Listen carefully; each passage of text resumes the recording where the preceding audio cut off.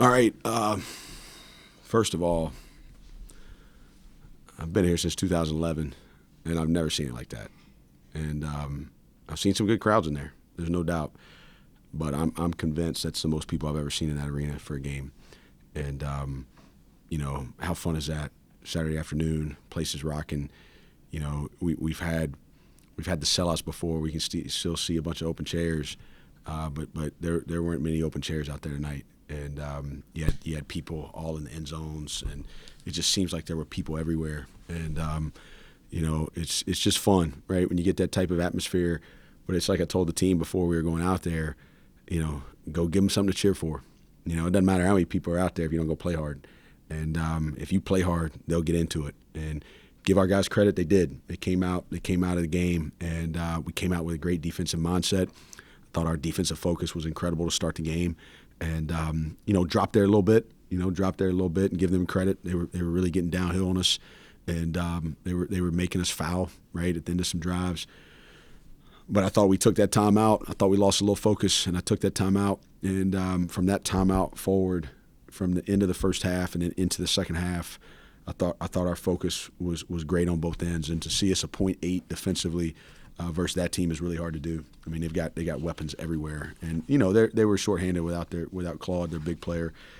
But they also were shorthanded without him. The other night at Wofford, and those guys go for 47 and almost 20-something, and Russell gets 11 shots, and it's a lot to guard. They put you in space. They can get out and run on you. They can really put a lot of stress on your defense. So, to see our guys guard at that level, I think going into the game, their lowest point output was 61 points in league, and so for us to be able to hold them to 59, that's a credit to our defense, and that's what's different. That's this team's always been good. But the reason we've been able to get to where we have a chance to be elite, to be a great team, right, to be a championship team, in my opinion, is the defensive focus and the rebounding. And, you look at it tonight, we've just grown so much in that area. I mean, compare the two games, right? I mean, and credit them when we played in Cullowhee, but they just drove us all night long, and they shot layup after layup after layup. And, tonight we were able to sit down and guard the ball and do it for the most part a little bit more cleanly in the second half without fouling. But, we adjusted some matchups. We put Slauson on Woolbright, and, Woolbright's one of the best guys at drawing fouls in the country. So that was the risk reward was is this going to put Slauson in foul trouble? But he did a great job of staying down. He did a great job staying in between ball and rim. And I thought he did an incredible job on Woolbright. I thought that JP did a great job on Russell, because Russell destroyed us in Cullowhee. And, Trey's playing at a high level right now, coming off a 47-point game. So we took 20 off that. He still managed 27. But I did think Marcus did a pretty good job on him. I thought he let him get a couple shots off, but Trey's playing at a high level. And but what I love about this group right now, they're buying into the defensive end of the floor. They're buying into rebounding. And, you look at it again, what we're doing on that end of the floor, rebounding the ball and getting stops, that's igniting our transition and allowing us to do what we do best offensively, get out and run. Coach, you alluded to it a little bit, but on New Year's Eve against this team, you had 2 bench points, 21 rebounds, and tonight, you have 27 bench points, 53 rebounds, and also, JP McGee goes 7 points, 9 boards, 7 assists, 2 steals. And it really feels like in this new year, those 3 factors have been the biggest things for this team: rebounding, bench, and then continued improvement every game, seemingly at JPP. Well, I think a lot of guys are improving. And, first of all, I have a lot of respect for what Justin's doing there. I think he's done a really nice job in his short time there. And let's not mistake it, like, they beat us in that game. And they had more energy than we did, right? When it was winning time in the last 8 minutes, they played better than we did. And, their team, they've been in basically every game. They've been in, you watch them on film, they've been in almost every game. And, they got some guys that play really hard. I think the story is we've changed our priorities a little bit, but we've also, like I was trying to tell everybody, the youth of the team, right, has had time to get experience and get better. And there's no, we talk about development all the time. There's nothing that develops players more than playing. And so you have to be able to trust that. You got to be able to get film on it. You got to stay with guys. And, we've been able to see their confidence grow. And, it's been great. I mean, Alex Williams, what he's been able to do, J.P. Pegues, his growth, I think he's the best point guard in the league right now, I do. And I think that's the totality of it, right? I mean, the defense with the offense, how he's running the team, the tempo of the game, how he's controlling tempo. We only turned the ball over 6 times tonight. We get 21 assists. He dang near has a triple-double. You know what I mean? I mean, he wasn't, but when you look at it, like he had 7 or 8 or 9 in all those categories, right? So he's getting 8 or 9 rebounds. Okay, he's not losing the ball. He's managing the game. But then also, you see what Tyrese Huey's done the last couple of games, right? He has 12 in Lexington. He gets 11 tonight. He has 6 rebounds tonight, right? So he plays 20 minutes and has 11 and 6. Carter's playing good ball. He didn't have quite the statistical game maybe that, he would want to have tonight, but still the ability to get him in the game and push tempo, that's what's been huge. And I think we only played one guy tonight over 30 minutes, right? And so our depth is more confident. Our depth is continuing to improve. 5 and 9 of them are underclassmen. I don't think they're done improving. And, we know we have 2 really good fifth-year players. And we know we all talked about it this morning. This is their last Saturday in Timmins. And, what they've done for this program is incredible. And how they've grown and how they've improved is awesome, right? But they also would be the first to tell you that, this program's they've made an impact and they're going to continue to finish an unbelievable season. But this program's in great shape for years to come because we got some really good young players. To the point of the defensive effort, they made 10 three-pointers the first time on 22 attempts. And, today, I think it was they attempted, 15, made 3. But you talked about taking away the downhill drives. Does that also take away the perimeter looks when you do that? Because it kind of makes you one-dimensional. Can you speak to that? Yeah, 10 for 22 is what you would call a really high percentage from 3. And when you're shooting horse shots, they usually go in, right? And we couldn't guard the ball. I mean, they were just driving us, and so they're moving it. And they move the ball well. Like, they play unselfish, and, they drive it hard. They run through balls. They run through gaps. They don't let the ball stick. So when they beat your first layer of defense, they're extremely well coached in what to do from there. And we just knew like our first level of defense was going to have to be better tonight, and then our second level of defense was going to have to be a little bit more in correct positions to where the floor didn't appear as extended as it did game 1. But there's no doubt that our guys have started to buy into, hey, look, 3-pointers are big in college basketball right now, and they're big in this league. And we actually had it down to how many attempts we wanted them to get tonight. We gave the team a number there, and we tracked it each media. And we got that goal, and we saw a clear discrepancy. Basically, I mean, from a make standpoint, right? From a make standpoint, they're 13-0 when they make 10 or more threes. Okay, they're 1-12 when they make 9 or less. So I'm not the smartest guy in the room, but that would tell me that we probably need to make sure they don't make 10 threes. How do you limit them making 10 threes? You restrict volume, right? Like, and so, I mean, even they made 10 of 22. Well, still, like, that's not a super high volume, but since they were getting good looks and they made them, well, you get beaten. And, so we've done a better job guarding the 3-point line.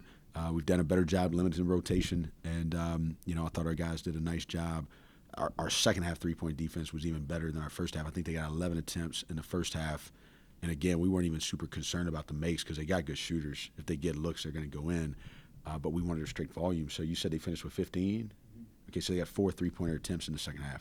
I mean, that's why we had success defensively. It seems like to me that there's no bigger measure of the defense you played tonight than the fact that Western Carolina, a team that moves the ball well, had a grand total of 2 assists. Now, that tells me that they're so frustrated that they're trying to they have guys who are saying, I'm just going to have to take care of this myself. And it seems like to me that's quite a statement about the quality of Furman's defense. Well, yeah, I didn't know that stat. That's pretty good. I missed that on the stat sheet. 2 assists. I mean, what that means is we limited our rotations. We guarded the ball. And, we fouled a little bit too much in the first half. we fouled 10 times in the first half. 8 of the fouls were basically drawn by 2 players. Will Bright drew 5, and DJ drew the other 3, right? So it was 2 guys were going really hard downhill at us. And, we had to clean that up. I didn't think we fouled as much in the second half. But, yeah, I mean, most assists are going to come from made threes. And then your other assists are going to come from layups for the most part. And so, for us, obviously, we try to get 20 assists a night. It's always our goal to have a 20-10 game. But when you're limiting people to 2 assists, then what you're doing is again, you're limiting your rotations and your scrambles. And with the space that they play in, I mean, they're gonna eat you up if they get you in rotation. Coach, you could sense, like you said, I don't know if it's because it's delayed a little bit because the women's game ran a little long, but it was so full at tip, and then you jump out 14-0, and you just can't hear yourself think during that whole stretch. Is that kind of a give and take? I mean, is it just like, your guys seem so energized from the start, and I'm sure that crowd played a big part of that. I do think so, but I do think we've had – I mean, it's an emphasis that we've been focusing on, just making sure that our mental focus is on the defensive end of the floor and going out there and playing our assignment and, trying to come out there with the correct intensity. And, yeah, I mean – sometimes it's hard to play like that when you got that kind of crowd. Well, because you get all caught up in the crowd, right? You get all caught up in the hype of the game and not the substance of the game. And, it's we talked about it this morning, I just said this on the radio, like, look, this is where y'all want to be. You want to be playing games that matter in February, March, right? That's why these players came here. That's what this program's about. Like, we want games to matter at this point in the year, right? And what you have to understand is the noise around the game grows, the attendance around the game grows, right? The discussion around the game grows. The game doesn't change, right? The game's the game, right? The job doesn't change. And so it doesn't make your job bigger, right? It doesn't make the game bigger, okay? That's the noise around it. Well, you got to get comfortable with that, right? Like, hey, we're going to walk out here and it's going to be a sold-out crowd. Go do your job, right? And go do it at the highest level, right? And go play. And I think that's where this group, like, hey, it's a basketball game, right? And that we put a lot of work in, hey, this is what our job's going to be and this is what the game plan is going to be. And you got to settle in emotionally. And I really think that's, we talk about the depth. We talk about young guys growing up. We talk about, but I do think our composure that is also connected with your confidence has gotten way better as this year's gone on. And I do think, I'm a huge believer that those two things are intertwined, right? That usually losing composure is a lack of belief, right? That the two go hand in hand. It's a panic, right? And so you lose composure because things aren't going your way. And when you can play this game with confidence, you can absorb a team's run, right? You can absorb, the run they went on in the first half where they cut the margin down. You got to stay composed. You got to stay confident, right? You got to continue to compete. And, I think that's where this team's really grown. I mean, the noise around the game. I mean, this team's played on national television, 6 or 7 times. We're playing in front of big crowds. I mean, you go back and you think of the Belmont game here. That was a pretty good crowd too, right? Like, it's what this has been. And, today, did it feel a little bit? I mean, you look up in the upper deck and you're like, man, is there a seat out there? And that's what makes this fun. And go out there and enjoy it. I think, you look at last Saturday, 6,000 downtown, largest home crowd ever in the history of the program. That was pretty fun, right? You look at this today, enjoy it, right? It should give you motivation to go out there and play as hard as you can possibly play, And the ref walked by me. We ran by me late in the game, and he's like, "Man, your boys sure do play hard." I'm like, "They got every reason to play hard, man. People are buying tickets. You got former players. You got MLS soccer player getting honored last night, 15 years pro experience. You got Billy Napier in the building. Justin Stepp, wide receivers coach at South Carolina, comes back for the game today. You got all these former players here. Like, go play for the institution. Go play for the jersey." And that's what I was most proud in today. Like, these guys delivered the right way, and they played team ball. And they did it on the defense, and they did it on the glass, and then offensively they shared the ball and they played. And fun day in Timmins. Can you talk about just the trust? I mean, there was a point this year, I think it was NC State, where you were telling, I guess, Jalen and Mike that they were trying to do too much at one point. Can you talk about, today, the bench outscores their bench 27-4.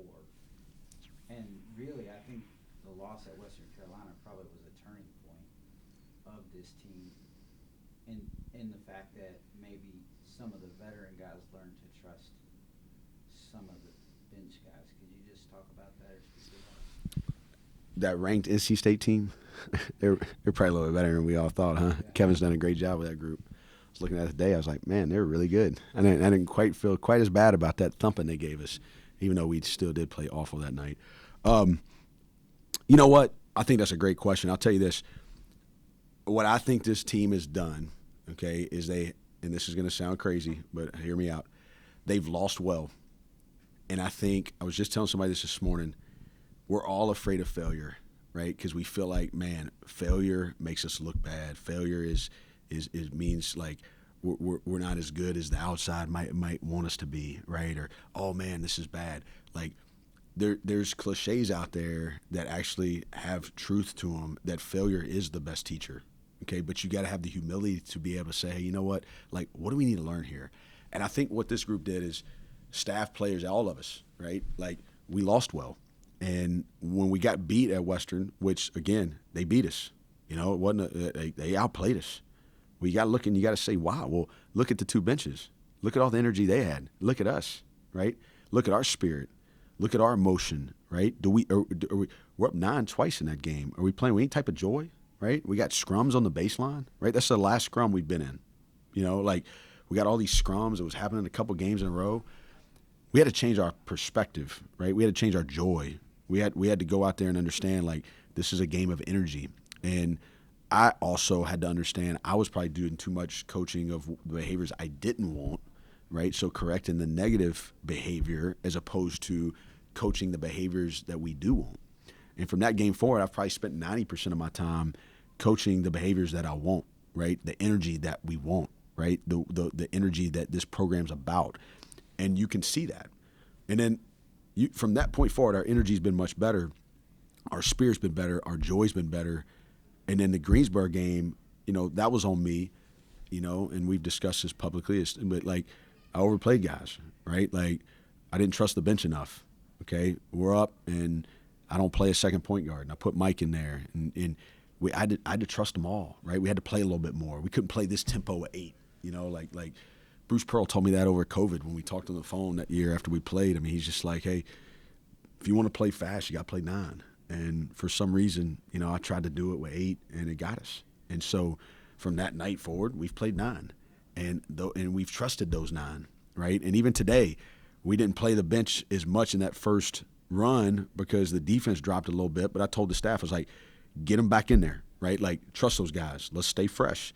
And I think you can see clearly, like, the energy in that first loss, but also the dependability and the connectivity of our whole team, and just trusting all of us that, hey, we're all going to play a part in this. And it's allowed us just to keep, I mean, some of that, the two go hand in hand. But, you know, that's what games are for. You know, you're gonna lose some at some point in the year. It's better to lose them early. And, you know, right now we're in a good rhythm. We're in a good practice rhythm. You could tell yesterday the guys were focused. And we got to keep it up. You know, we got to keep it up. And we just got to keep having days where we go 1-0 in our preparation. And, you know, just taking one game at a time, I can guarantee you, you know, Siddle's going to be a challenge. And we got to be ready. Ed can coach, okay? He knows what he's doing. And we're going to be in Charleston, right? Like, we know it, like, we got to be ready. And, you know, that's what this team's continue to do. All of these things, and you talked about them as they went along after those games. But the fact is in the second half of the conference schedule, previous losses have been marked by mysterious dry spells. 13-point lead goes away.